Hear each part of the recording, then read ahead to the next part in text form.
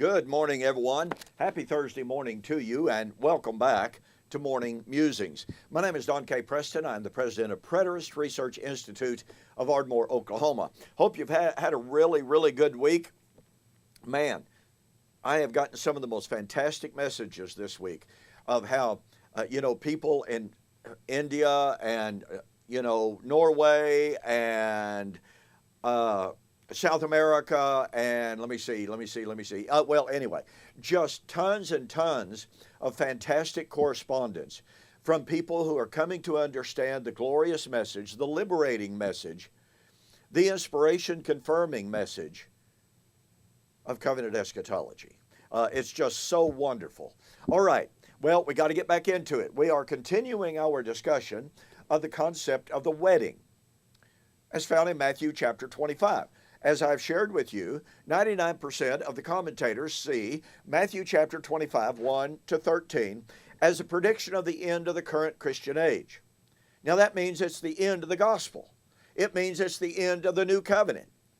Because after all, if the gospel goes out of business, as I pointed out to you yesterday, if the gospel goes out of business insofar as being proclaimed to call men to salvation, and to find healing for their lives, guess what? It's no longer the gospel. It's no longer functioning. And if it's no longer functioning, then it has gone the same way of Torah, which no longer functions as God's operative covenant. So it's really ludicrous when people go to a parable that is about the coming of the Lord to consummate, to confirm and consummate the new covenant wedding, and they say, oh yeah, that's the end of the current Christian age, the end of the new covenant. That makes no sense whatsoever. And I'll have more to say about that at a later time. But I suggested to you something yesterday that I develop extensively in my book, Who is This Babylon? Now, this is not part of our September special. Remember, my September special is We Shall Meet Him in the Air, the Wedding of the King of Kings, the Hosea 30-lesson MP3 CD, and free of charge, tossed in, Have Heaven and Earth Passed Away. That's normally $56, but for the month of September 2020, U.S. orders only, $35. So you can go to my website and see the banner. But in this book, Who is This Babylon? I have an extensive discussion of how the book of Revelation plays out the story, the narrative, if you please, of God's divorce, departure, and death of Israel, with the promise of the coming of the remarriage, the return, and the resurrection. And that would be at the time when Judah had the same harvest that Israel had, meaning that Judah would experience the same kind of national destruction that Israel had, but that all 12 tribes would then be recreated as a new man. But this time it would not be just Judah and just Israel. Any man, all men, whosoever will may come, could join in with Israel in her reconstitution, in her recreation, in the new creation, in which, as Isaiah 66, 15 and following shows, in the new creation, after the destruction of the old, the good news would be spread to all nations who had never, ever known the Word of God. They had never been called by His name. They would be invited to come into the new creation. So, if you want to see a fuller development than what I'm doing here in my videos, go to my website, donkpreston.com, BibleProphecy.com.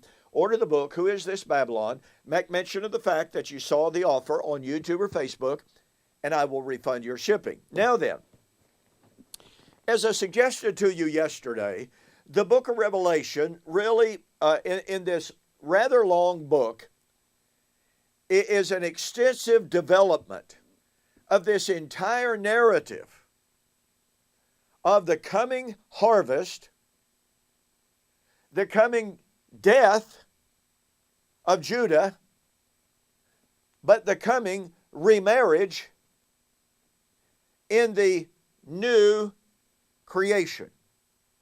Now watch this. Revelation chapter 14 posits for us the time of the harvest. John said, Revelation chapter 14, 6 and following, I saw a great angel flying through the midst of heaven, having the everlasting gospel to proclaim to all nations, people, kindred, tongues, and tribes. And his message was, Babylon is fallen, is fallen, is fallen. The hour of her judgment has come. It doesn't say the hour of her judgment will come 3,000 or 4,000 years later, or perhaps 40,000 years later. No, when John wrote the judgment of Babylon, a very specific city, not some composite city, as has been suggested, but a very specific city, her harvest, her judgment, her destruction, her death, that hour had come. Now, obviously, the great question arises, and as I say in this book, Who is this Babylon? If you misidentify Babylon in Revelation, your entire eschatology is wrong. So the book of Revelation is about the time of the harvest. Now, you see in Revelation 14, in announcing the time of the judgment of Babylon, he then goes ahead to say, to the one like the Son of Man, sitting on the clouds, thrust in your sickle into the land, for the time of the harvest has come. The time of the harvest has come. Who is going to receive her harvest? A harvest similar to the 10 northern tribes? Judah. And thus the question, who is this Babylon, is of absolute paramount importance. And yet, what do we find? I was raised believing that Babylon was the Roman Catholic Church. I discovered I was wrong. I'll never forget, and what is my time here? I've got to hurry. I'll never ever forget. As a young man, I was 11 years old. I went to a gospel meeting in a little town called Greenland, Arkansas, just immediately south of Fayetteville. Now, those were in the days in which we had 2-week meetings. And the minister, a very prominent preacher in the Churches of Christ at the time, by the name of F.I. Stanley. He was a great guy, by the way. Powerful speaker. He announced on the very first night of the meeting that the last week of the meeting was going to be a study in the book of Revelation. Wow, awesome. And I remember being on the very front pew as an 11-year-old kid. I was absolutely enthralled, fascinated. Now, look, in those days, that was 41 years ago. No, I'm sorry. That was 61 years ago. Whew, my math is terrible. In those days, we didn't have computers. We didn't have PowerPoint. You know what they had? Some of you younger people have no idea what we had back then. We had sheet charts. Artists would take literal sheets, bed sheets, and they would draw on them. They would illustrate on them. And F.I. Stanley had hired a professional artist to illustrate the book of Revelation. Boy, this was powerful. And F.I. Stanley gave a 1-week presentation on Babylon being the Roman Catholic Church, the beast of Revelation being the Roman Catholic Pope. I was hooked. Hook, line, and sinker. Totally convinced. Now, to cut this long story short, much later, I came to reject that conclusion. Part of why I wrote the book, Who is this Babylon? And guess what? As I was doing my research for this book, Who is this Babylon? I stumbled onto a footnote in another book entitled The Lamb Slain,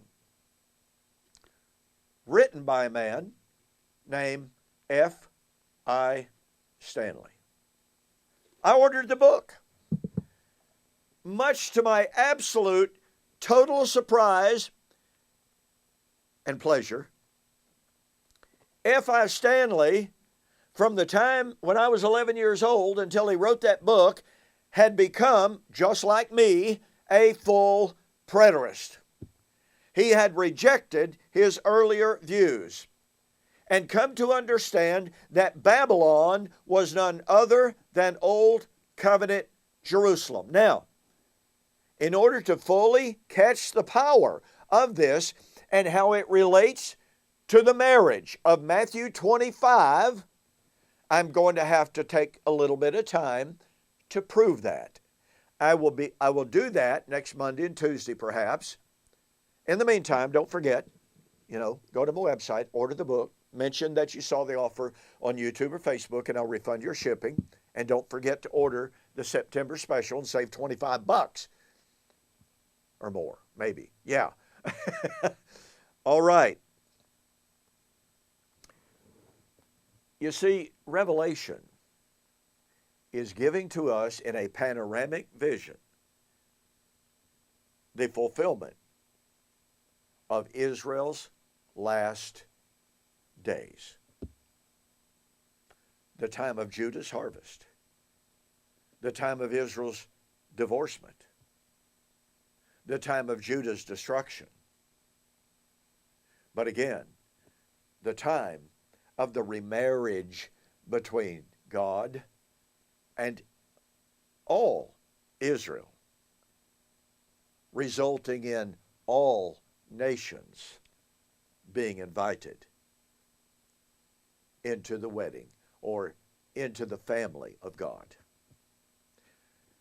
Listen, this is such wonderful stuff. I hope you'll take advantage of, the special book offer, again, in which I discuss this whole concept of the wedding and Israel and Judah and adultery and remarriage and what have you. Take advantage of the special offer. In the meantime, don't forget tomorrow, we will continue our review and response to Mr. Paul Ellis's book, 8070 and the End of the World. It will be video number 5. You do not want to miss it. So I'll see you on the flip side.